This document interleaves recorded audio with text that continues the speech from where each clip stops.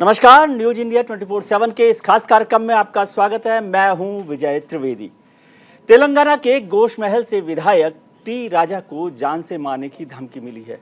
इसकी शिकायत उन्होंने पुलिस से की है। तेलुगु देशम पार्टी से अपने पॉलिटिकल करियर की शुरुआत करने वाले टी राजा सिंह अपने बयानों से अक्सर सुर्खियों में रहते हैं। 2018 में तेलंगाना में टीडीपी की लहर के बावजूद टी राजा ने भारतीय जनता पार्टी के टिकट पर गोश महल सीट से जीत दर्ज की थी।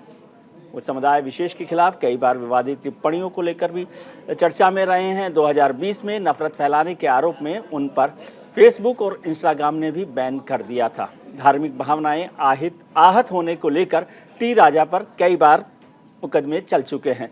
फिलहाल उन्हें भारतीय जनता पार्टी से निलंबित कर दिया गया है। लेकिन टी राजा प्रो हिंदू एक बड़ा चेहरा माना जाता है। श्री रामनवमी पर जो उत्सव हैदराबाद में होता है, तेलंगाना में होता है, उसको वो बड़े पैमाने पर करते हैं। रथ यात्रा वहाँ पर निकालते हैं और एक बड़ा चेहरा हिंदुत्व का माने जाते हैं। भारतीय जनता पार्टी में भी उनकी बड़ी ताकत सुनाई देती है। लेकिन अभी इसलिए सुर्खियों में है कि पाकिस्तान से उन्हें जान से मारने की धमकी मिली है। इस वक्त टी राजा साहब हमारे साथ जुड़े हुए हैं। राजा साहब, आपका बहुत बहुत स्वागत है। मैं दिल्ली से विजय त्रिवेदी बोल रहा हूँ। तेलंगाना में मैंने सुना, लोगों ने कहा कि टाइगर अभी जिंदा है और उनकी दहाड़ जो है तेलंगाना में सुनाई दे रही है। जी बिल्कुल सही सुना है आपने। और अभी 30 मार्च को भव्य रामनवमी की शोभा यात्रा निकलने वाली है। बस उसी की व्यवस्था में हम लगे हुए हैं। यहाँ की सरकार बीआरएस सरकार है, जो पहले टीआरएस थी, अभी वो बीआरएस जी। जो यहाँ की सरकार है वो एमआईएम के हाथ की कठपुतली बनी हुई जी। पिछले बार भी जब हमारी कोई गलती नहीं थी, लेकिन यहाँ की सरकार ने एमआईएम के दबाव में आकर मुझको पीडी एक्ट डालकर जेल में भेजा गया जी।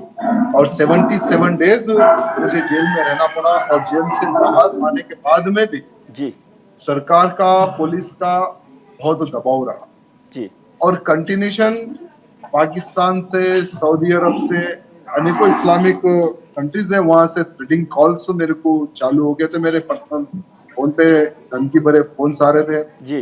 तो उन सभी कांटेक्ट नंबर्स को मेरे ऑफिशियली लेटर पैड पे तेलंगाना के डीजीपी को 22 फरवरी को मैंने कंप्लेंट दिया जी।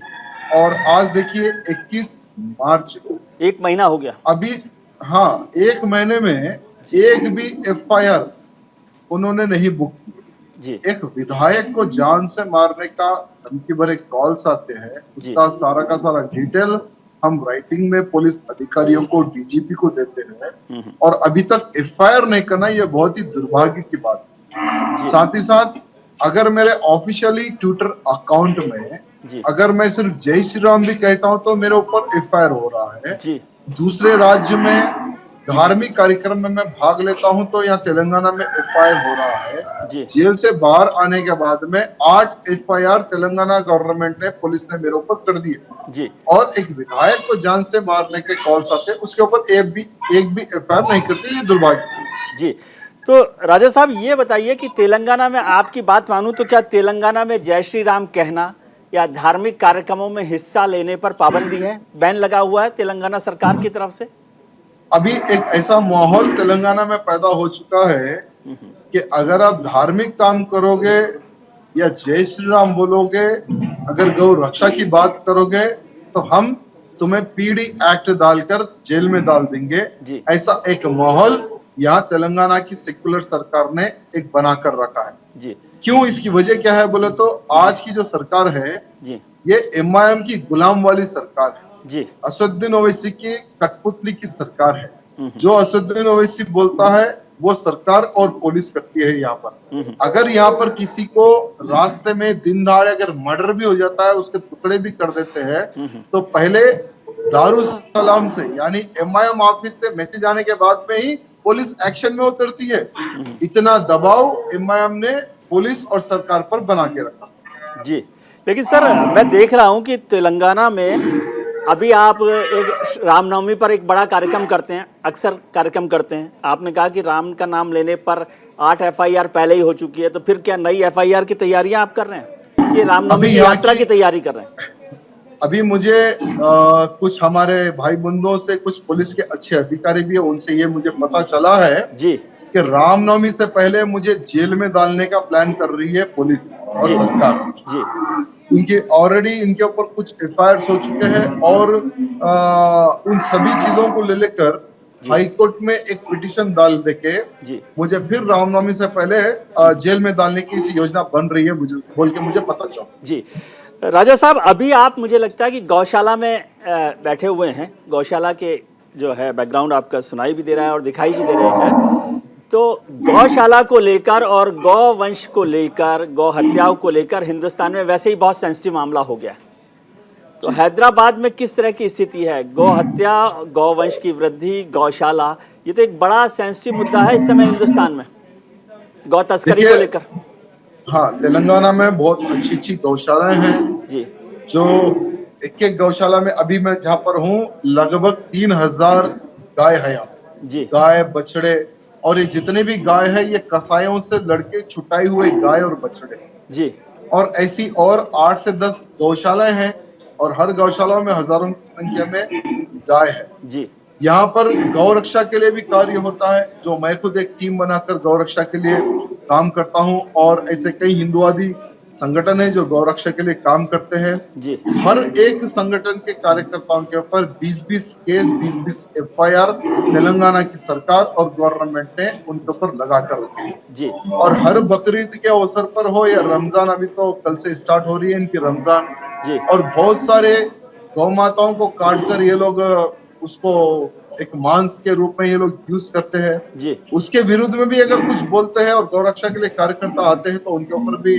एफआईआर और उनको अरेस्ट करने का प्रयत्न किया जाता है। जी देखिए, यहाँ जो तेलंगाना है, जी अगर इसको मिनी पाकिस्तान में परिवर्तन करने की एक योजना बन रही है केसीआर साहब, जो जी। कि मुख्यमंत्री, जी क्योंकि यहाँ पर ना हम गौरक्षा की बात कर सकते हैं, ना जय श्री राम बोल सकते हैं। धार्मिक कार्यक्रम अगर कोई भी करना है तो समझ जाना कि या हमारे ऊपर एफआईआर होगा या हम जेल को जाएंगे। जी इस तरह का माहौल केसीआर सरकार ने और पुलिस के अधिकारियों ने तेलंगाना में बना के।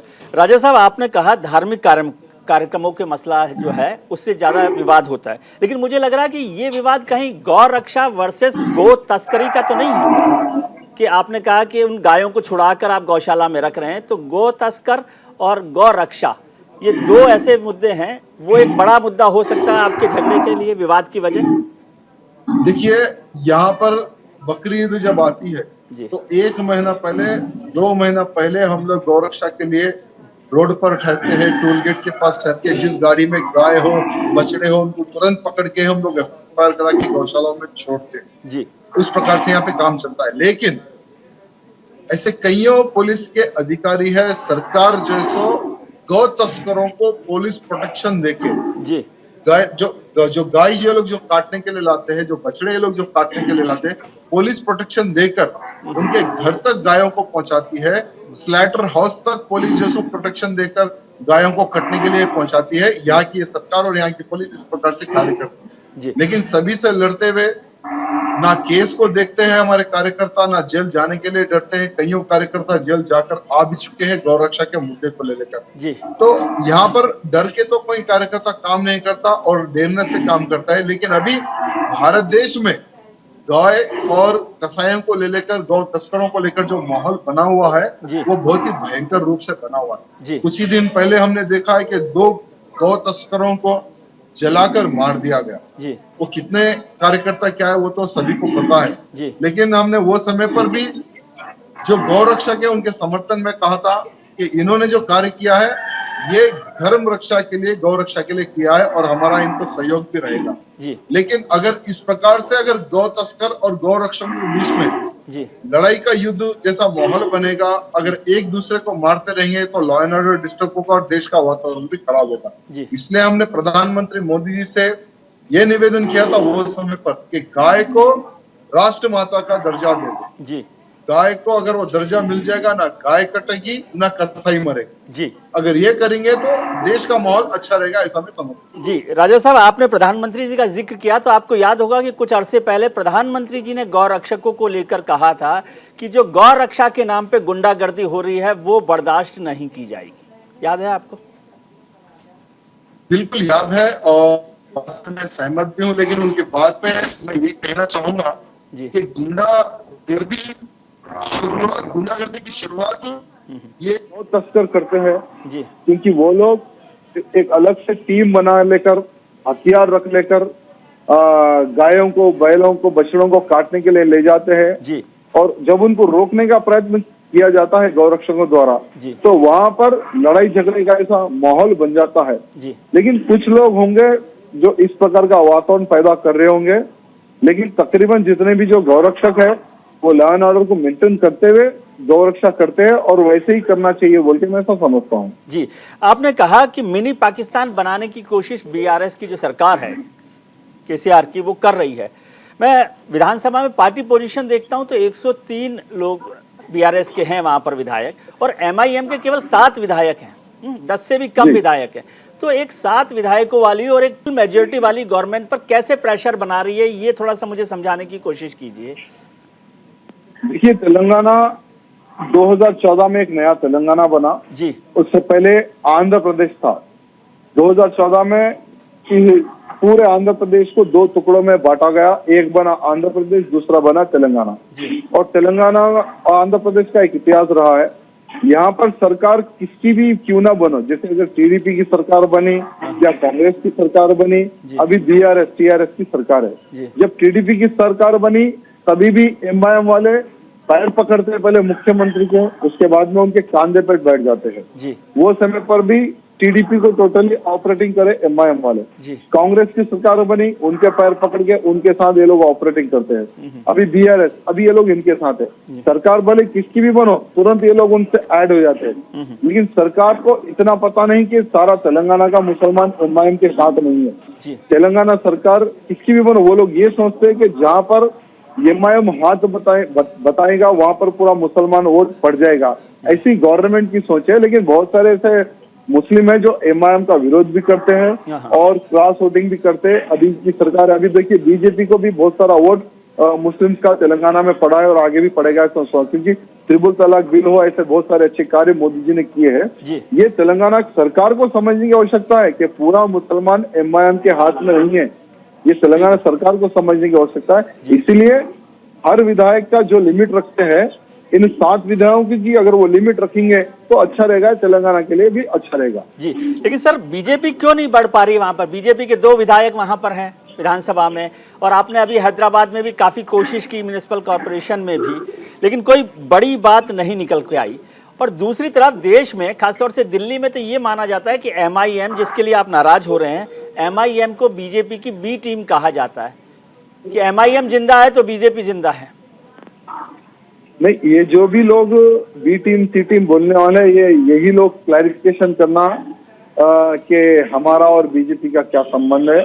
क्योंकि तेलंगाना में एमआईएम बीजेपी की इतनी बड़ी दुश्मनी है, मैं समझता हूँ दूध में नमक डाले वैसा उतनी बड़ी दुश्मनी है जी। और हमारी उनसे कभी दोस्ती थी ना, भविष्य में रहेगी। ये कांग्रेस वाले और अन्य पार्टी वाले अपनी पार्टी को बचाने के लिए और सिर्फ मीडिया में रहने के लिए इस प्रकार से कमेंट करते हैं। और रही बीजेपी डेवलपमेंट की बात, तेलंगाना में 2014 में 5 विधायक जीते थे और 5 कॉर्पोरेटर भी थे नगर निगम के। लेकिन केसीआर साहब जिस प्रकार से चुनाव लड़ते हैं, मैं समझता हूँ पूरे भारत में इतना घटिया चुनाव कोई नहीं लड़ता होगा। क्योंकि जैसा ही चुनाव आता है, एक वोट की कीमत आप विश्वास नहीं करेंगे, 5,000 से लेके 50,000 रुपए तक देते हैं एक वोट की कीमत। केसीआर साहब, ये खुद की पार्टी का पैसा नहीं होता, ये जनता का पैसा होता है, जो इस प्रकार से लोग फिजूल खर्ची करते हैं। आपको बताना चाहूंगा कि 2014 में तेलंगाना के ऊपर सिर्फ 75,000 करोड़ का कर्जा था। मुख्यमंत्री केसीआर बनने के बाद में आज 5,50,000 करोड़ का कर्जा हो चुका है तेलंगाना पे। उसका रीजन इनकी फिजूल खर्ची, जो वोट बैंक की तरह जो पैसा खर्च करते हैं, वोट खरीदने के लिए लोग जो पैसा खर्च करते हैं।